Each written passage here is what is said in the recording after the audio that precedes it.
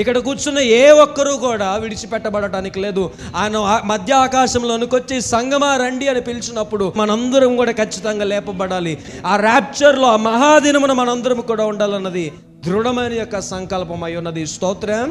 ఈ జ్ఞానము నీ నుంచి కనుక తప్పిపోయిందంటే, ఈ సమయం పోగొట్టుకున్నామనంటే, రేపటి రోజు నువ్వు లేపబడకపోతే చాలా బాధ ఉంటుంది. పౌలు అదే చెప్తున్నాడు, నేను బోధిస్తున్నాను. ఎందుకు బోధిస్తున్నాను?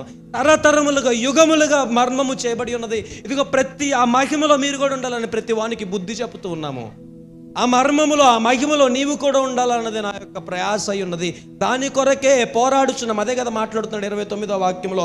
అందు నిమిత్తము నాలో బలముగా కార్యశుద్ధి కలుగుచు ఆయన క్రియాశక్తిని బట్టి నేను పోరాడుచు ప్రయాసపడుచున్నాను. అందుకొరకే పోరాడుతున్నాం, అందుకొరకే ప్రార్థన చేస్తున్నాం, అందుకొరకే సమస్తమును త్యాగం చేస్తున్నాం. దేవుని యొక్క మర్మములో, లేకపోతే దేవుని యొక్క సమయం వచ్చినప్పుడు మనందరం కూడా ఖచ్చితంగా ఎత్తబడాలి. మనందరం ఖచ్చితంగా ఆ సమయంలో ఉండాలి.